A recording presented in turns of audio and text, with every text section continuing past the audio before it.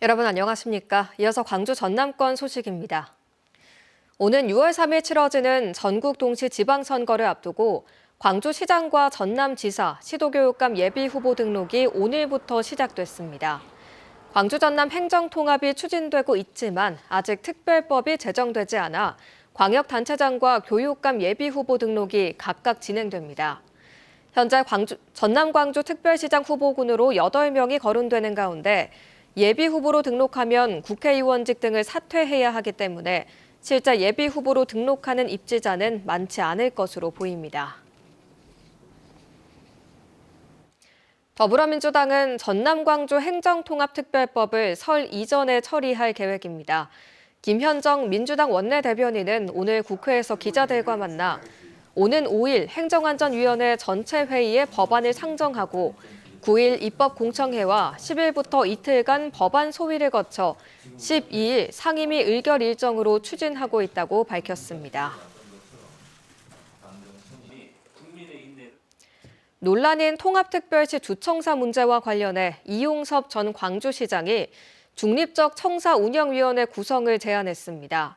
이 전 시장은 자신의 SNS에 올린 글에서 현재 거론되는 청사를 본청 없이 세 곳에 분산 운영하는 방안은 행정 효율성을 심각하게 저해할 우려가 크고 이 문제를 차기 시장에게 넘기는 건 갈등을 미루는 것에 불과하다고 말했습니다. 그러면서 이해관계자인 선출직들이 결론 내기 어려운 면이 있으므로 전문가 중심의 중립적 청사운영위원회를 구성해 통합특별시의 위상과 경쟁력 등 객관적 기준을 바탕으로 결정 내리는 것이 바람직하다고 제안했습니다. 이병훈 민주당 호남발전특위 수석 부위원장은 오늘 기자회견을 갖고 광주 전남 통합 과정에서 광주의 정체성을 살려야 한다고 강조했습니다. 이 수석 부위원장은 행정통합으로 광주시가 사라진 만큼 광주는 단일 대도시로서 법적 행정적 정체성이 약화될 수 있다며 해외 주요 국가에서도 광역자치단체를 폐지하는 방식의 통합 사례는 확인되지 않는다고 지적했습니다. 그러면서 광주 전남이 통합 이후 공존할 수 있도록 광주 5개 자치구를 관할하는 광주 특례시를 새로 만들어야 한다고 제안했습니다. 광주 전남 시민사회가 행정통합특별법 특례조항 수정을 요구하며 릴레이 피켓 시위에 돌입했습니다.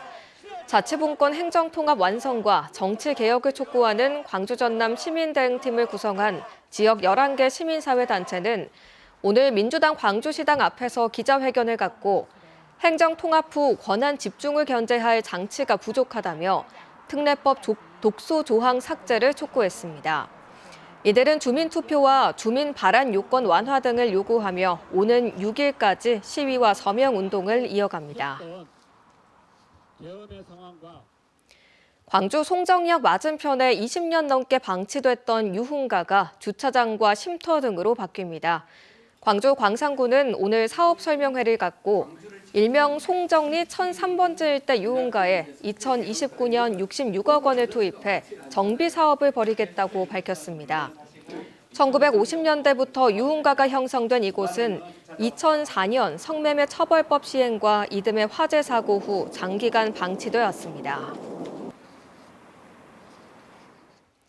1983년 중흥주택을 설립한 이후 대우건설 인수까지 일궈내며 지역 중소건설사를 국내 대형 건설그룹으로 성장시킨 중흥그룹 창업주 정창선 회장이 향년 84세로 별세했습니다. 고 정 회장은 재무 건전성을 우선하는 내실 경영을 통해 그룹을 반석 위에 올렸다는 평가를 받는 인물로 광주 상공회의소 회장을 지내며 지역경제 발전과 상공인 권익 보호에도 앞장서 왔습니다. 주택 건설의 날 동탄 산업훈장 등을 수상하며 공로를 인정받았고 유족으로는 정원주 중흥그룹 부회장과 정원철 시티건설 회장 등이 있습니다. 광주지방국세청은 오늘 지방청 국과장과 일선 세무서장 등이 참석한 가운데 올 상반기 세무관서장 회의를 개최했습니다. 참석자들은 회의에서 서민 피해를 초래하는 탈세와 기획부동산 등 부동산 탈세 등 편법적 자본 거래에 대해 엄정 대응하겠다고 강조했습니다.